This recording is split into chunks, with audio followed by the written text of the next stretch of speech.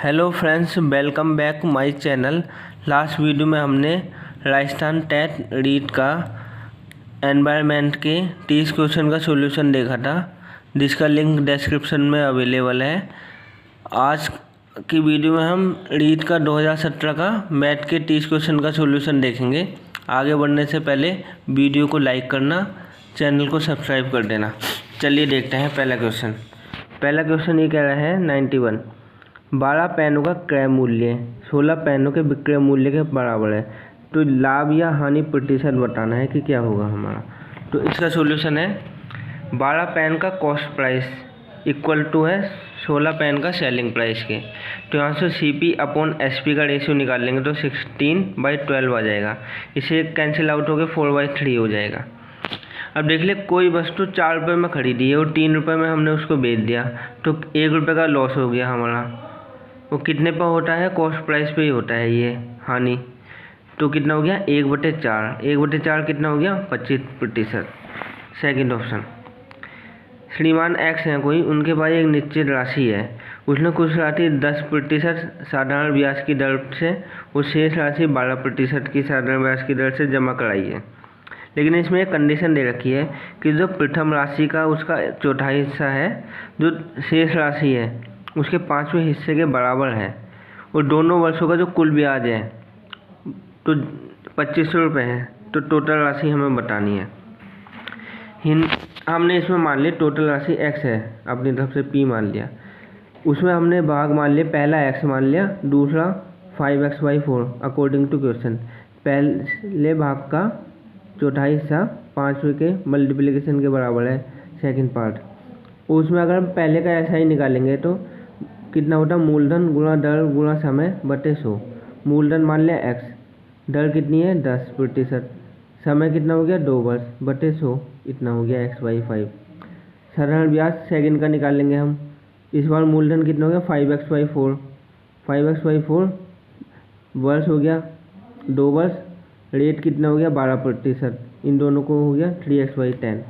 अब टोटल ब्याज कितना हो गया? हमें क्वेश्चन में रखा 2500, और क्वेश्चन के हिसाब से x/5 ये हो गया, 3x/10 ये हो गया। इन दोनों को सम करके x की वैल्यू फाउंड आउट कर लेंगे।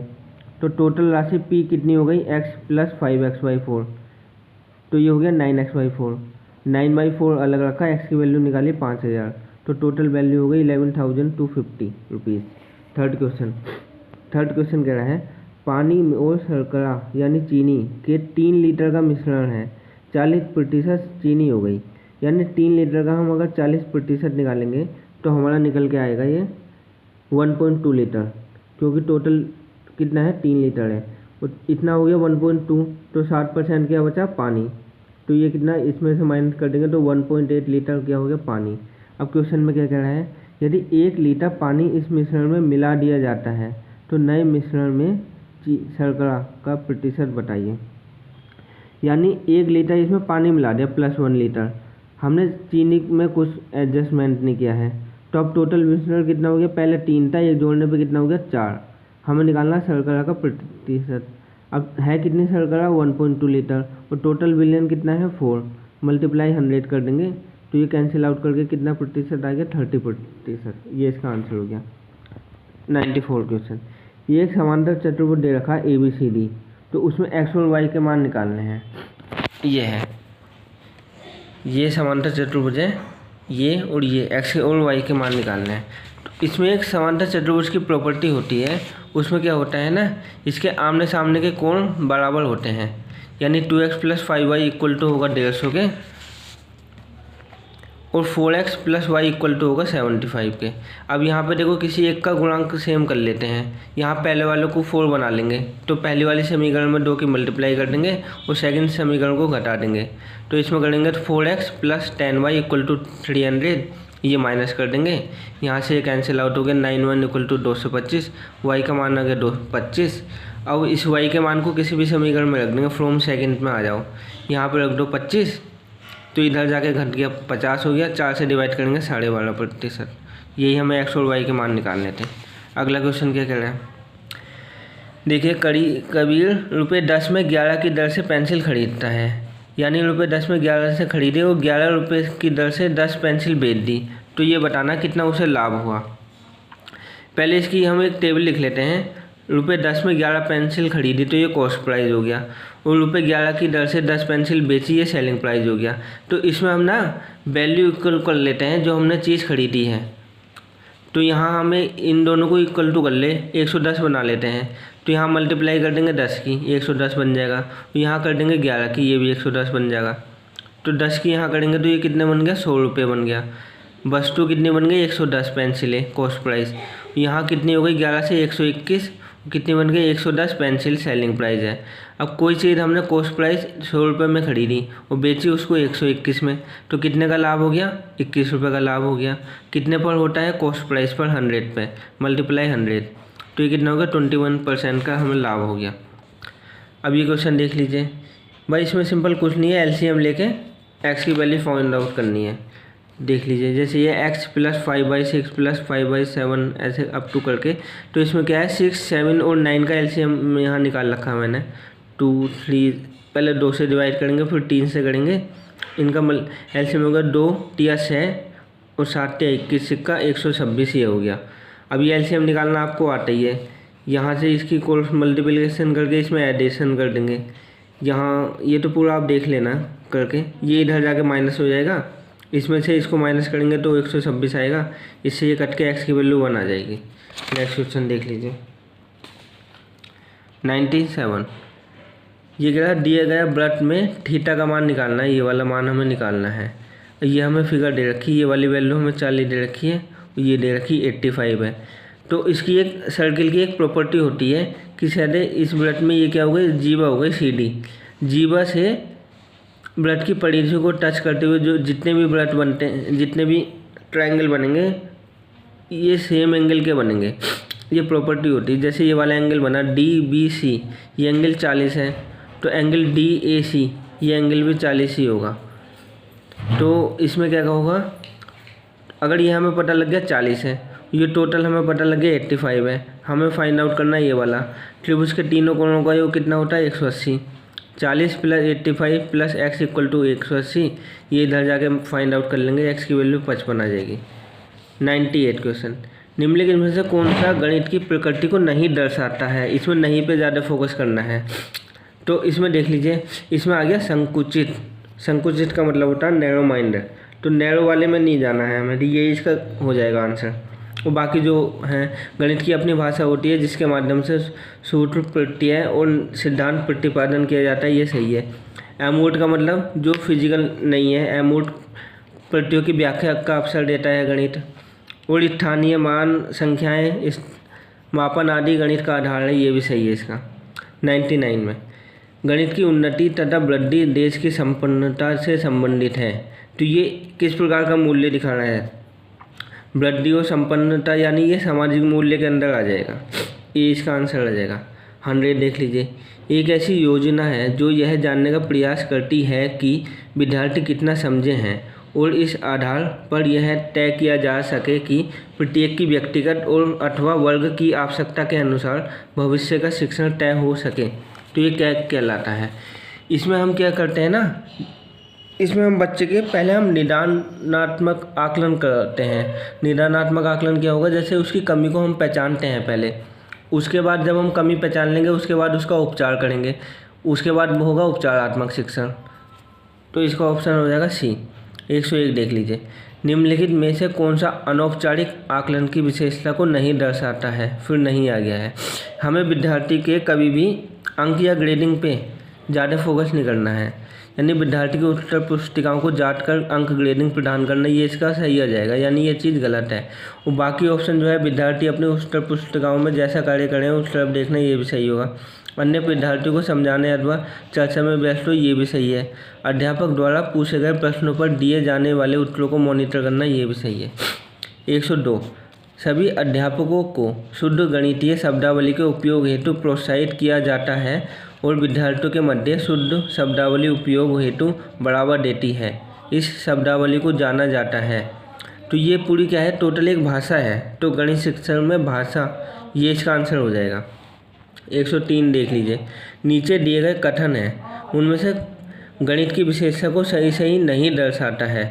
अभी हमने पिछले क्वेश्चन में पढ़ा था कि गणित एक अमूर्त विज्ञान है, लेकिन इसमें दे रखा अमूर्त विज्ञान नहीं है, तो ये इसका मतलब एक हिसाब से गलत हो जाएगा। और जैसे गणित विचारों का तार्किक विज्ञान है, ये सही है। गणित मनुष्य के मस्तिष्क में तर्क की आदत को बनाने का मार्ग है, क्योंकि तर्क रीजनिंग पैदा होती है गणित करने से। गणित को संख्या और स्थान के विज्ञान के रूप में परिभाषित किया जाता है, ये भी सही है। 104 देख लीजिए। विद्यार्थियों द्वारा गणितीय समस्याओं के हल करने के दौरान की जाने वाली गलतियों की प्रकृति और विशेषताओं को जानने की प्रक्रिया क्या कहलाती है। जब भी हमसे कोई गलती उल्टी हो जाती है तो उस गणित में उसका त्रुटि विश्लेषण करते हैं कि हमने कहाँ गलती करी, उसके बाद उसको सुधारा जाता है। 105 नए प्रकरण या टॉपिक के प्रति विद्यार्थियों का ध्यान आकर्षित करने के लिए अध्यापक द्वारा कक्षा कक्ष में प्रस्तुत की जाने वाली परिस्थितियों को क्या कहते हैं। अब ये आपने डीएलएड या बीएड में माइक्रो टीचिंग की होगी, तो उसमें क्या है, प्रस्तावना कौशल होता है, तो ये उसी से रिलेटेड है। 106 निम्नलिखित में से कौन सा कथन गणित के पाठ्यक्रम निर्माण को अच्छी तरीके से नहीं दर्शाता है, तो इसमें दे रखा नहीं दर्शाता है। देखो, गणित का पाठ्यक्रम विद्यार्थी केंद्रित होना चाहिए, ये तो सही है। पाठ्यक्रम क्रिया के आधारित पे गतिविधि आधारित होना चाहिए, ये भी सही है। ये कह रहा है गणित का पाठ्यक्रम मनोवैज्ञानिक और तार्किक ढंग से व्यवस्थित होना चाहिए, ये भी सही है। लेकिन इसमें कह रहा है गणित का पाठ्यक्रम गणित अध्यापक की सहमति को आवश्यक नहीं मानता, ये गलत है। इसका आंसर 107 निम्नलिखित में से कौन सी विधि विद्यार्थियों में गणित संबंधी कमजोरी जानने की अच्छी विधि नहीं है। यानी कमजोरी जानने के लिए विद्यार्थियों में कभी तुलना नहीं करनी है, क्योंकि ये समावेशी शिक्षा का पार्ट नहीं है। और अदर ऑप्शन कक्षा के अंदर और बाहर के प्रश्न पूछना, यानी बाहरी ज़िंदगी से तो जोड़ना है, व्यवहारिक ज़िंदगी से जोड़ना है बच्चों को। मौखिक कार्य भी पूछना है क्लास में, विद्यार्थी को उत्तर पुस्तिकाओं का विश्लेषण करना, ये भी सही है इसका। अब ये क्वेश्चन आ गए, देखो 108 क्वेश्चन है। इससे पहले आप एक चीज़ जान लीजिए, इसमें क्या होता है ना, एक चीज़ ये होता है, एक फॉर्मूला होता है, भाज्य बराबर भाजक गुणा भागफल प्लस शेषफल, ये होता है। अब क्वेश्चन पढ़िए।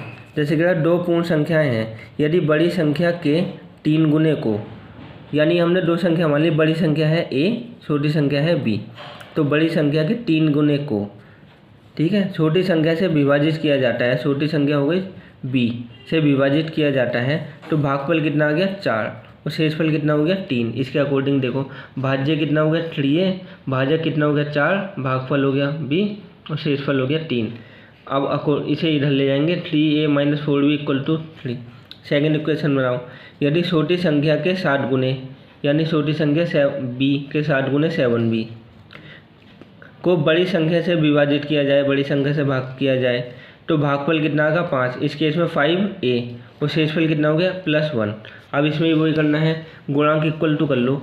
यहाँ a का गुणांक कितना 3, यहाँ कितना है 5, तो पहली इक्वेशन में 5 की मल्टीप्लाई करेंगे, सेकंड में 3 की मल्टीप्लाई करेंगे, तो ये दोनों कितने हो जाएंगे 15 बन जाएंगे। तो ये से आप सोल्व कर लेना पूरा। b की वैल्यू कितनी आ जाएगी 18 हो गई। अब b की वैल्यू लगा दो फ्रॉम 1 में, इक्वेशन 1 में लगा दो। 18 चौक कितना हो गए 72, 3a - 72 = 3, तो 72 इधर जाके जुड़ जाएगा 75, तो a की वैल्यू यहाँ से कितनी हो गई 25। तो इन्होंने क्वेश्चन में क्या पूछा था, छोटी संख्या पूछी थी, तो वो कितनी हो गई 18, आंसर हो गया हमारा। नेक्स्ट क्वेश्चन 109 संख्या ये दे रखी है, इसमें 7, 6 और 9 के स्थानीय मानों का योग। अब जिसके माने हैं पहले ये देख लो 7, तो 7 के आगे उत्तर 0 लगा दो, ठीक है, फिर 6 हो गया, यानी 706 ऑप्शन देख लीजिए 706। ये तो होगा नहीं, ना ये होगा, ए या बी में से होगा। फिर 6 के आगे 0 लगा दो, उतने 4 0 कितने 1 2 3 4, 1 2 3, तो ये लगेगा नहीं, ये वैसे गलत हो गया, तो ये आंसर हो जाएगा सी इसका। 110 देख लीजिए। ये कह रहा है यदि निम्न भिन्न दे रखी छोटी से बड़ी व्यवस्थित किया जाए तो कौन सी भिन्न मध्य में आएगी।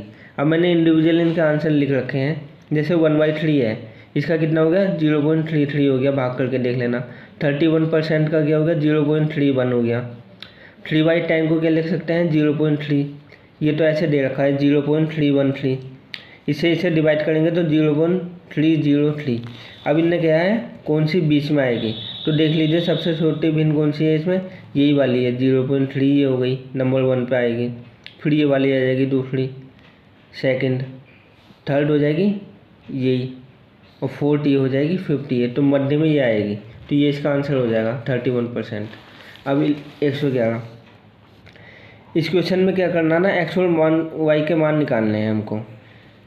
तो इस क्वेश्चन को आप क्या करना ना, ऑप्शन के अकॉर्डिंग कर लेना, यानी वाई की ऐसी वैल्यू रख देना जो यहाँ सेटिस्फाई कर सके।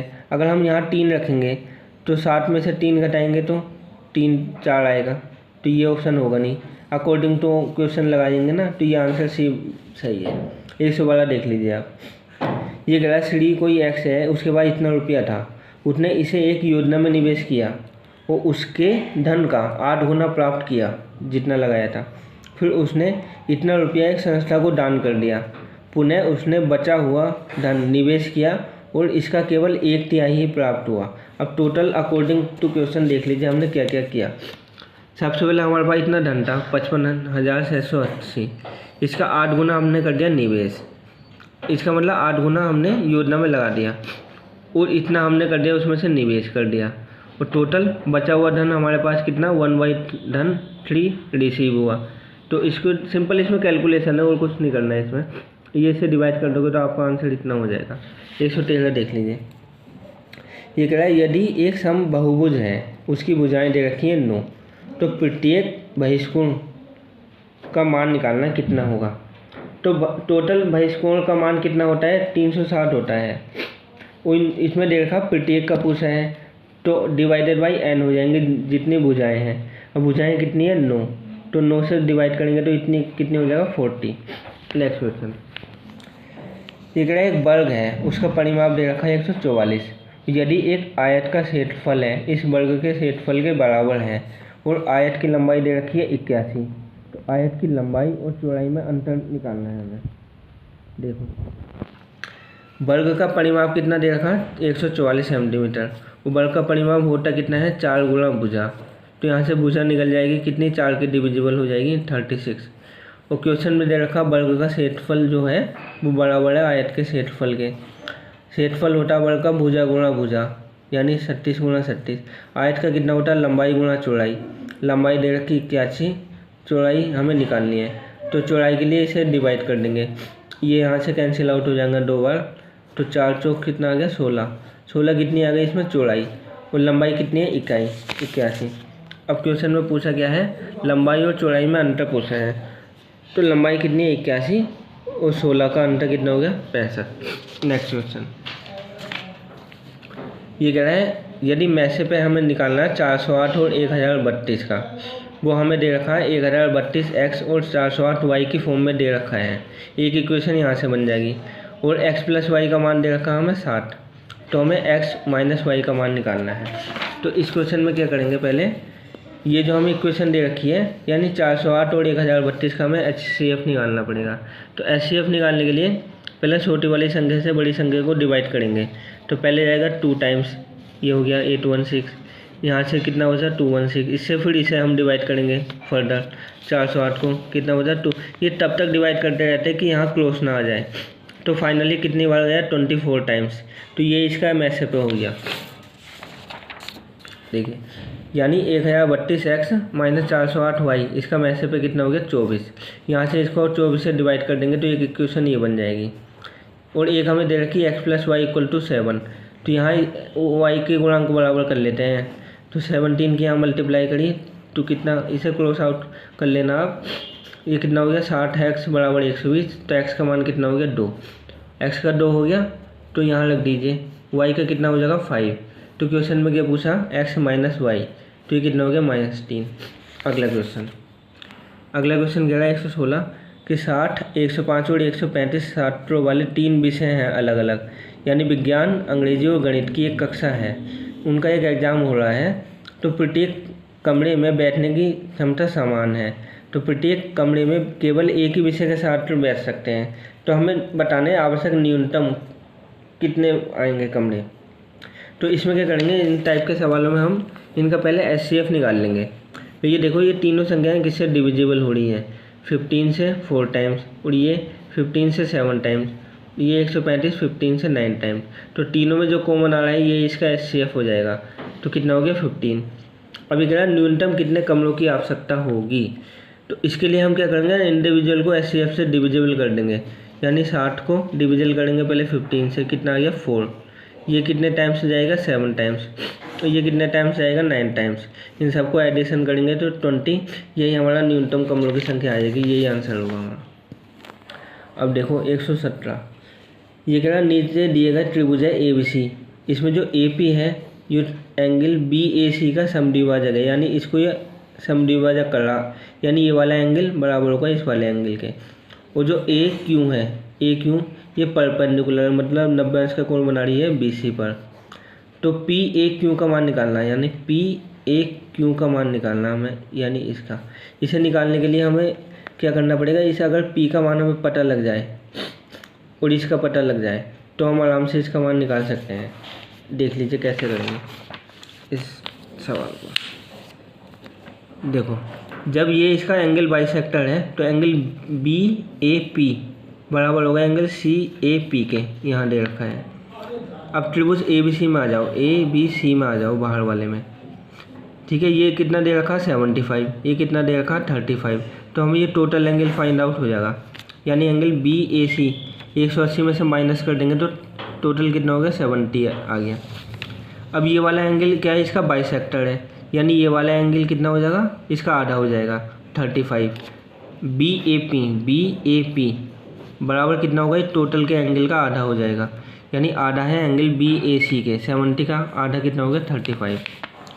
अब देखो अब अगला कितना है, हम एंगल BAP में आए, BAP में आए हम। इसमें क्या करा, एंगल BPA निकालना है यहाँ से, BPA यानी ये वाला एंगल हमें फाइंड आउट हो जाएगा। ये एंगल हमें दे रखा 90 का, तो हमारा ये वाला एंगल निकल जाएगा। तो BPA कितना हो गया, 180 में से माइनस कर दो 75 ये हो जाएगा, और प्लस 35 ये वाला हो गया जो अभी हमने आधा निकाला था। तो ये कितना हो गया 70 आ गया हमारा BPA ये वाला एंगल हो गया, क्योंकि वाला एंगल हमें पता ही लग गया था उससे जो एंगल बाइसेक्टर से ये वाला निकाला था। अब लास्ट हम इस वाले त्रिभुज में आ जाएंगे, ये त्रिभुज PAQ में आ जाओ, PAQ में आ जाओ। अब देखो ये वाला एंगल हमें पता लग गया 90 अंश का कोण है, ये वाला एंगल अभी हमने P से निकाला है सर 70 का, तो ये वाला एंगल हमारा फाइंड आउट हो जाएगा, यही हमें निकालना था। तो 180 में से 90 प्लस 70 को माइनस कर देंगे तो 20 इसका आंसर हो जाएगा, यही फाइनल आंसर है इसका 20। अब देखो 118, ये दे रखा है एक त्रिभुज दे रखा है ABC, इसमें जो O इसका केंद्र है, OB और OC एंगल B और C के समद्विभाजक है, यानी अगर ये टोटल एंगल मान लो 50 है तो ये भी 25 होगा, ये भी 25 होगा, ऐसे यहाँ पे है। तो एंगल BOC निकालना है, BOC निकालना है। तो ये एक त्रिभुज की प्रॉपर्टी होती है, ये आप याद रख लेना कि अगर ये ऐसे एंगल बाइसेक्ट करे अंदर की ओर बनेगा तो इसका एंगल का फॉर्मूला होगा एंगल BOC। तो इस वाले एंगल में 90 प्लस इस वाले एंगल का आधा जोड़ देंगे, 90 प्लस 40 का आधा 20, तो 110 इसका आंसर हो जाएगा। और इसी से एक क्वेश्चन और बन सा, अगर ये एंगल बाहर की साइड बने हम BDC बनाएंगे तो ये एंगल बस इसकी जगह माइनस आ जाएगा, यानी एंगल BDC कितना आ जाएगा 90 डिग्री माइनस एंगल A/2, ये भी याद रख लेना। अब चतुर्भुज दे रखा ABCD में, हमें ABCD की भुजाएं BA को हमने आगे बढ़ाया तो ये एंगल बना B, और इस वाले को आगे बढ़ाया हमने DC को तो एंगल ये बना A। तो हमें ये बतानी है कि ये 4 कंडीशन दे रखी हैं, इन 4 कंडीशन में से कौन सी फॉलो होगी। अब देख लीजिए कि ये वाली क्या है, 2 समांतर रेखाएं हैं, ये इसको एक तिर्यक रेखा काटेगी तो ये वाले एंगल और ये वाले एंगल बराबर होंगे, एकांतर कोण होंगे ये दोनों, यानी एंगल A बराबर होगा एंगल X के एकांतर कोण। ऐसी ये समांतर रेखा जा रही है 2, इसे एक तिर्यक रेखा काटेगी तो एंगल Y बराबर होगा एंगल B के, ये भी एकांतर कोण है। अब दोनों समीकरणों को जोड़ दो, A प्लस B बराबर होगा X प्लस Y के, ये इसका आंसर हो जाएगा। यही क्वेश्चन में हमें दे रखा है A।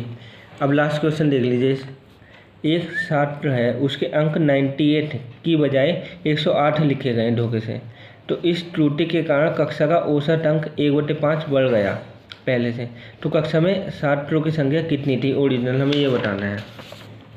इसका डायरेक्ट फॉर्मूला है छात्रों की कुल संख्या जितना चेंज हुआ है उसमें यानी थे कितने 98, कर कितने दिए 108, इन दोनों का डिफरेंस और औसत में वृद्धि जितनी हुई है 1/5। अब क्या है 5 ऊपर चला जाएगा मल्टीप्लिकेशन में, इसमें से इसे माइनस करेंगे 10 × 5 = 50, ये इसका आंसर हो जाएगा। आज की वीडियो में इतना ही गाइस।